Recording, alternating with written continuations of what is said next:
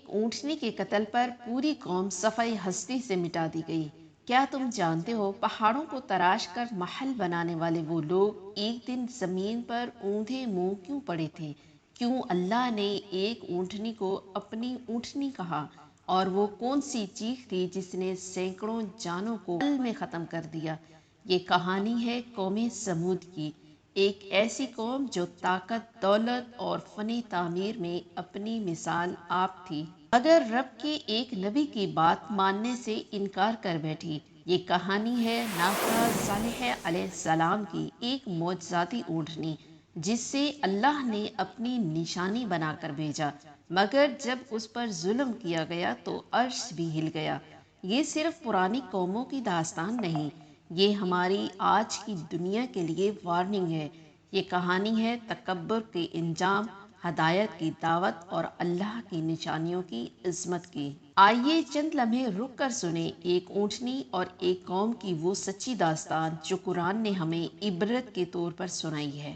محترم ناظرین، السلام علیکم۔ صحرا کی پیاسی دھوپ، پتھریلی زمین اور بلند و بالا پہاڑوں کے درمیان ایک وادی تھی جسے آج مدائن صالحہ کے نام سے جانا جاتا ہے۔ اسی وادی میں ایک طاقتور، عظیم اور خوشحال قوم بستی تھی، قوم سمود۔ یہ لوگ پہاڑوں کو تراش کر گھر بناتے تھے، مضبوط اور شاندار محلات تعمیر کرتے، کھیتی باڑی کرتے، باغات اگاتے اور اپنے مال و دولت پر فخر کرتے تھے۔ ان کے شہر کے دروازے سونے جیسے چمکتے تھے، ان کے مکانات پتھروں سے ایسے تراشے جاتے جیسے کوئی ہنر مند سنگ تراش فن کی آخری حد پر پہنچ چکا ہو۔ قرآن پاک کہتا ہے، اور تم پہاڑوں کو خوشی سے تراش کر گھر بناتے ہو، مگر اس خوشحالی کے پیچھے ایک بہت بڑا زوال چھپا تھا، شرک۔ یہ لوگ کئی بتوں کی پوجا کرتے تھے، رب کائنات کو بھول چکے تھے، غرور ان کے دلوں میں سما چکا تھا، دنیا کی محبت نے ان کی آنکھوں پر پردے ڈال دیے تھے۔ اللہ نے ان کے درمیان ایک نبی بھیجا، حضرت صالح علیہ السلام۔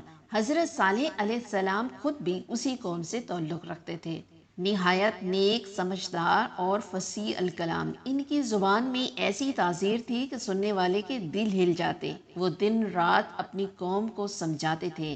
قرآن پاک میں ہے، اے میری قوم، اللہ کی عبادت کرو، اس کے سوا تمہارا کوئی معبود نہیں۔ مگر ان کی قوم نے انہیں حقیر سمجھا، کہا، صالح، تم بھی تو ہمارے جیسے انسان ہو، اگر تم واقعی سچے ہو تو کوئی معجزہ دکھاؤ۔ پھر وہ دن آیا جب قوم کے سرداروں نے حضرت صالح علیہ السلام سے کہا، ہم تمہاری بات تب مانیں گے جب تم اس پہاڑ سے ایک زندہ اونٹنی نکالو جو حاملہ ہو اور فوراً بچہ بھی دے، اور وہ اونٹنی ایسی ہو جو ہماری تمام زمینوں میں چر سکے اور جو پانی ہم پیتے ہیں وہ بھی پی سکے۔ اگر تم یہ کر دکھاؤ تو ہم مان لیں گے کہ تم اللہ کے نبی ہو۔ حضرت صالح علیہ السلام نے اللہ سے دعا کی اور اللہ نے وہ معجزہ دکھایا جو آج تک دنیا حیرت سے دیکھتی ہے۔ پہاڑ پھٹنے لگا، اس کی چٹانیں ہلنے لگیں، آسمان پر بادل چھا گئے اور ایک زوردار آواز کے ساتھ اچانک ایک عظیم الجثہ اونٹنی پہاڑ سے نکلی۔ اس کی آنکھیں ایسی تھیں جیسے چمکتے چراغ، اس کا جسم عظیم اور روشن اور اس کے قدموں کی چاپ سے زمین کانپتی تھی۔ وہ ایک خالص معجزہ تھی، ناقہ صالح علیہ السلام۔ قوم سمود حیرت سے دیکھتی رہ گئی، کچھ لوگ سجدے میں گر گئے، مگر اکثریت نے دل میں کہا، یہ جادو ہے، جادو۔ حضرت صالح علیہ السلام نے اپنی قوم سے فرمایا، یہ اللہ کی اونٹنی ہے، تمہارے لیے نشانی ہے۔ پھر ایک شرط رکھی گئی، ایک دن یہ ناقہ پانی پیے گی، دوسرے دن تم اس ناقہ کو کوئی نقصان نہ پہنچانا ورنہ اللہ کا عذاب نازل ہوگا۔ اونٹنی ہر روز پورا کنواں پی جاتی اور دوسرے دن پوری قوم کے جانور پی لیتے، پھر بھی رزق کی کمی نہ ہوتی۔ اونٹنی زمین سے رزق نکالتی اور جہاں سے گزرتی سبزہ اگ جاتا۔ مگر طاقتور سرداروں کو یہ اونٹنی ایک خطرہ محسوس ہونے لگی۔ وہ کہتے، یہ تو ہماری زمین پر چر رہی ہے، ہمارے کنویں سے پانی پی رہی ہے۔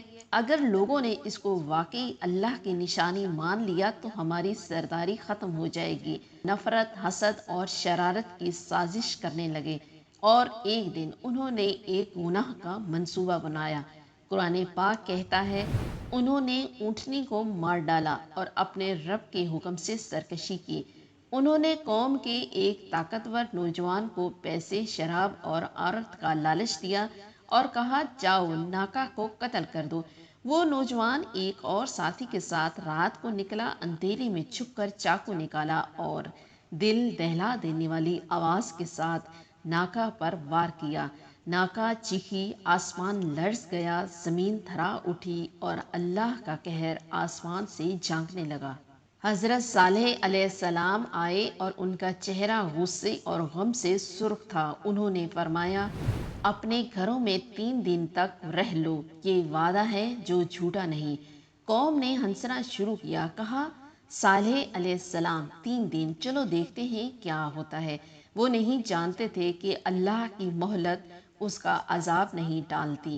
پہلا دن آیا تو سب کے چہرے پیلے ہو گئے، دوسرا دن آیا چہرے سرخ ہو گئے، تیسرے دن چہرے کالے پڑ گئے اور وہ لمحہ قریب آ گیا جب آسمان ٹوٹ پڑنے والا تھا۔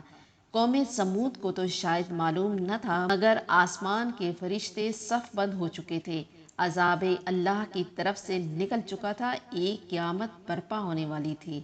تیسرا دن ڈھل رہا تھا، سورج کی کرنیں وادی کی پتھروں پر پڑ رہی تھیں مگر روشنی میں وہ خوف چھپا تھا جو قوم سمود نے کبھی محسوس نہ کیا۔ گھروں میں کہکہے خاموش ہو چکے تھے، جن چہروں پر فخر، تکبر اور ضد کے آثار ہوتے تھے وہاں اب پسینے کی بوندیں لرز رہی تھیں۔ حضرت صالح علیہ السلام اپنے چند ماننے والوں کے ساتھ پہاڑوں کے دامن میں ہجرت کر چکے تھے۔ پھر سورج غروب ہوا۔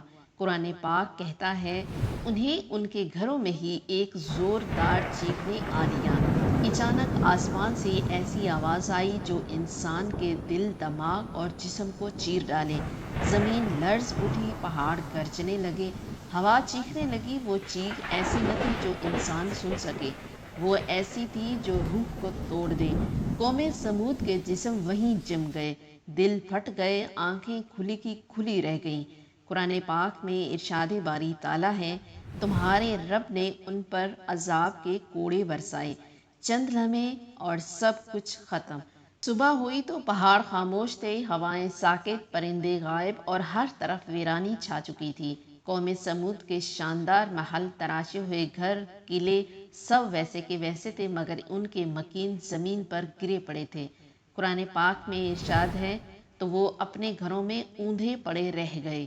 وہی زمین جس پر وہ فخر کرتے تھے، وہی پہاڑ جنہیں وہ اپنی پناہ سمجھتے تھے، آج وہ ان کے کسی کام نہ آئے۔ حضرت صالح علیہ السلام واپس لوٹے، وادی کو دیکھا اور رو پڑے۔ ان کی آواز گونجی تو وہ ان سے منہ موڑ کر کہنے لگے اے میری قوم، میں نے تمہیں اپنے رب کا پیغام پہنچا دیا تھا۔ ان کی آواز میں شکست نہیں تھی، درد تھا، آنکھوں میں آنسو تھے مگر دل پر سکون تھا کہ انہوں نے اپنا فرض ادا کیا تھا۔ وہ اونٹنی جسے انہوں نے ظلم سے قتل کیا تھا وہ ایک نشانی تھی، اللہ کی طرف سے معجزہ جسے انہوں نے ٹھکرا دیا۔ قرآن پاک نے اس ناکا کا بار بار ذکر کیا، اللہ کی اونٹنی اور اس کا پانی پینے کا حق۔ وہ اونٹنی ایک قوم کے لیے آزمائش تھی مگر وہ اس میں ناکام ہو گئے، وہ ناکا کا قتل ان کی آخری نافرمانی بن گئی۔ قرآن پاک نے قوم سمود کو بار بار یاد دلایا، اس لیے نہیں کہ صرف تاریخ معلوم ہو بلکہ ایک سبق سیکھا جائے۔ قرآن پاک میں ارشاد باری تعالیٰ ہے کیا انہوں نے زمین میں سفر نہیں کیا کہ دیکھیں ان سے پہلے لوگوں کا انجام کیا ہوا؟ آج ہم بھی پہاڑوں میں گھر بناتے ہیں، شہرت دولت پر فخر کرتے ہیں مگر اگر ہم اللہ کی نشانیوں سے آنکھیں بند کر لیں تو ہمارا انجام بھی مختلف نہیں۔ قوم سمود صرف ایک قصہ نہیں، وہ آئینہ ہے ہر اس قوم کے لیے جو رب کو چھوڑ کر اپنی طاقت پر ناز کرتی ہے۔ اونٹنی کسی بڑی فوج کی مانند نہیں آئی تھی، نہ اس کے پاس ہتھیار تھے نہ دھمکی، وہ ایک خاموش پیغام تھی، اللہ کی عظمت کا، صبر کا، انصاف کا۔ مگر جنہوں نے اس پر تلوار چلائی انہوں نے اپنے انجام پر خود دستخط کر دیے۔ کیا ہم بھی اس دور کے سمود بن چکے ہیں؟ کیا ہم بھی اللہ کی نشانیاں دیکھ کر انکار کرتے ہیں؟